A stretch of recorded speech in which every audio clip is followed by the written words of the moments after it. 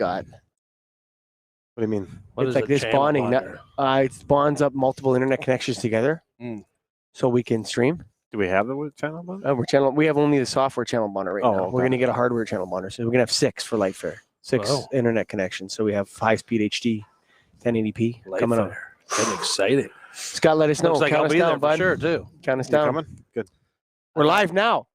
We're live. Hey, live and at 'em. Shoot, man. Jesus. Hey, whoa, Scott. I should have unmuted my producer back in Toronto, folks. Hey, thanks for listening. We're live right now. Greg, hashtag. One call does it all. Come on, Bill Brown. Come on. Come on, BillBrownSales.com, baby. One call does it all. If you're a lighting manufacturer, you need to have a relationship with the original Bill Brown. Bill Brown Sales. Go to BillBrownSales.com and remember, hashtag one call does it all, buddy. We got Juan Carlos Blacker. One call does it all, right? Oh, come on, man. But he's also from the Get a Grip on Rebates podcast, now out on Lighthead. That's right. Loving World it. famous. Doing it with Joe Yeah. Pater, and we're killing it in the rebate world, I guess. It's awesome. You know, I think there's an appetite for that. Yeah, seems to couple be. shots a month, man. Yeah, Yeah. I think there is. I think there's a community of people that want to hear some rebate talk. So Absolutely. It's hot on LinkedIn. All my LinkedIn people are like, hey, loving it. yeah, So, for sure. Yeah, well, because it's, guess what? Your people on LinkedIn, probably a lot of them into rebates. Yeah, a little bit. Yeah, A couple of them, maybe. I don't know. That's a good place to put it. So what are you doing here at Strategies in Light, Juan Carlos? Yeah, so I was invited to speak on rebates. Okay, big Shockingly. surprise. Yeah, big Yeah. surprise. Partnering up with David Schiller, who runs Lighting Solution Development. They do consulting to manufacturers on a variety of things. But I've partnered with him in the past, and he's talking about standards and regulations, and I'm following up with rebates and sort of where rebates are at. It's a bit of a follow-up from the talk we had last year here that covered some of the same topics. So real quick, half an hour chat breakout this afternoon. So Is it like, do we need like a regional update? Isn't it very regional rebates? yeah, that's the thing. This is what I'm going to be talking about today is going to be so high level. It's you're going to get it from 1 hour, one session of our rebate podcast, to be totally honest. Yeah. You're absolutely right, though. When it comes to rebates, it is very regional. It gets really, really specific to not just a region, but in some cases each utility. So you may be in one region that's got 4 or 5 utilities, and they're doing different things. And distributors and contractors and people interested in rebates, it's confusing, right? Yeah. And that's, I think, why Joe and I are always promoting the idea that you got to have somebody internal or some service that's helping you navigate the rebate world, because it's complex. A bit of why we're out here and providing the podcast for you guys. So Definitely. Yeah, I mean, Ontario put it all into the IESO, right. which is I think a good move for them. Canada's smarter like that.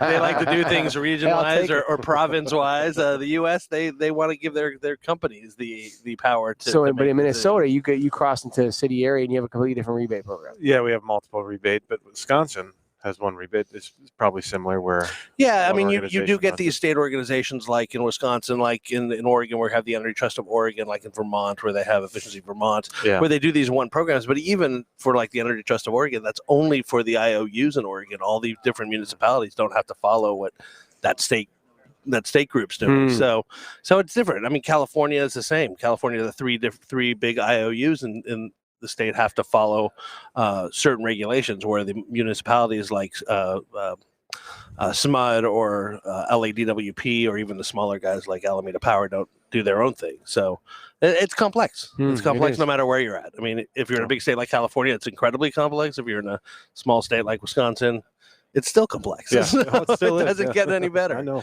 Maybe in Canada they like you. Yeah, you know what I mean. I mean, you know what we come to understand. We have a lot of rebate work in our work, so we get how rebates work. But when it comes to long term, are we going to see the sunsetting of some of these rebate programs? Is it time for them to be sunsetted? Have there been too many rebates? I mean, be honest with me. I know you make a buck on it, but yes and no.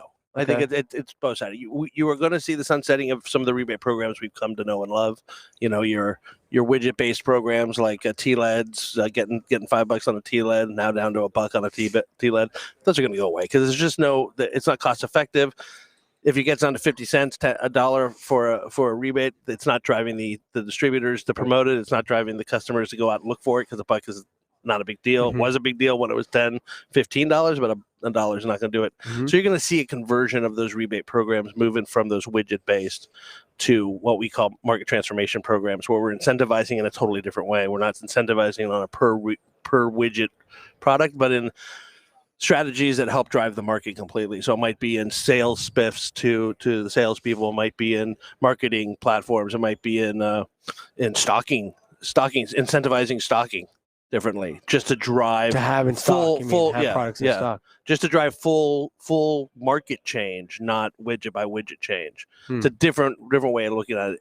Those are happening quite a bit now with utilities. So you're going to start seeing more of those. Those will continue to go for a while. Mhm. I think controls in lighting are going to help continue commercial rebates for a long while. I think there's a lot of space there to play, but those will be on the control systems, and they'll be much more robust programs. Not as easy to get into as just, hey, give me $10 on my TLED, right? Sure, yeah. And Like again, changing light bulbs is a pretty easy business case to make. Yeah. And the utilities love it because it's been inexpensive savings for them. Why do utilities pay people to use less of their product? It's actually there's a variety of reasons, and I'm not going to get into all of them now. But the main driver has always been what we call resource. Oh God, that just left my mind. But basically, adjustment? no. Sorry. See, now you've really messed up. Yeah, But basically, the idea is that it's cheaper to pay people to use less power than to build new generation. Okay. Right. So plug load is going up. Use of energy is going up no matter what we do. Okay. Right, because of all the different products, more people out there, all that, it's going up. So at some point, the utilities have to build new generation, new plants, new power plants. So someone in 2020 is using more power than someone in 1995. Like very energy likely. intensity per citizen is higher now. Oh, probably. Yeah.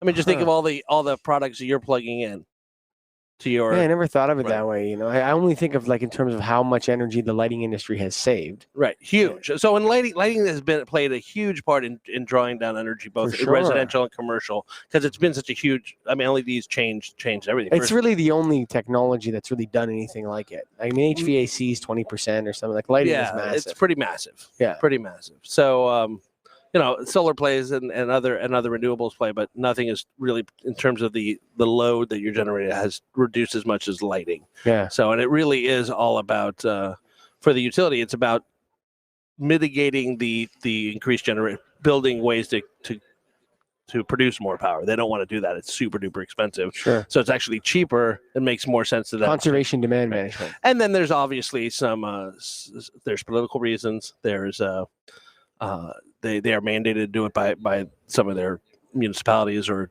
their. I think it's an addiction at this point. And at this point, yeah. I think my business. I've been doing rebates for 18 years. Right. It's also a great place for the utility to show how they want to benefit their customers. Yeah, I mean, right? I think I don't know. I mean, lighting rebates, are they ever going to go away? That's what Yes. I'm trying to figure out too. Are they're decreasing? They're They're decreasing and they're changing, but ever going away? Yes, they will go away at some point. I got to imagine, unless there's a new technology that really knocks it out of the park. But we're talking, you have to go from a TLED that does 15 watts to something to a similar product that does 3 watts. What do you call that? There's a the return. The law of diminishing returns. The law of is diminishing there. returns. It just doesn't matter, right? Yeah, like I mean, a 9-watt 4-foot TLED is not that exciting. No. You know what I cut mean? some energy, but yeah. Yeah. I mean, it's better than the 25 watts that first came out. Sure. I'll take the 9 watt over the 25 watt, and there's savings to be had, and the utility definitely wants those savings. Yeah. But when that 9 watt goes to a 7 watt 7.5 or a watt. 6 watt, it's not gonna mean as much, right? Sure. So, and right now it's really, how do we get those old fluorescents or the T12s that are still out there? I mean, I don't know how that's still possible, but they're still there. How do we get those out? How do we get those high base products? There's the HID products, all the street lights that are out there still can be converted. Toronto still hasn't converted its street lights yet. There's a ton to still be done, so it's not going away anytime soon. You don't have to worry about that. No. Have you seen any rebate increases for anywhere in the country? Horticultural lighting, mainly because on horticulture. well, because it's a brand new product, right? It went from 0 to something. Controls. I think we're seeing Controls. more and more controls as it proves out the savings. They're going to see increased rebates there, but also dropping at the same time. They go and they grow and they drop. Right. I think as new products come out to replace traditional products, you're going to see rebates jump on those products that maybe neat. But I'm not the inventor, so I don't know what that product will be. Right. So. But yeah, it'll still be there. Don't worry. We talk this scary game of it's all going away, but it's not. I need going my away. fix, man. I know you That do. rebate fix. I know an addict. I think that's why you brought me on board is to keep keep this addiction keep you going. feeling good. Yeah, Right? keep this I need to keep my pulse, my rebate pulse, keep it going. Right. Hey, So, folks, remember, one called, Greg. Does it all. Bill Brown Sales. Go to billbrownsales.com. That's Bill Brown Sales, the leader, absolute leader. If you're a lighting manufacturer, you need to have Bill Brown up your sleeve. Come on now. One call does it all. Juan Carlos Blacker, thanks for coming on the show. hey, my pleasure. He's got his own show now called Get a Grip on Rebates. Check it out on the lightheadmag.com. Folks, thanks for listening. Bye for now. Thanks, guys.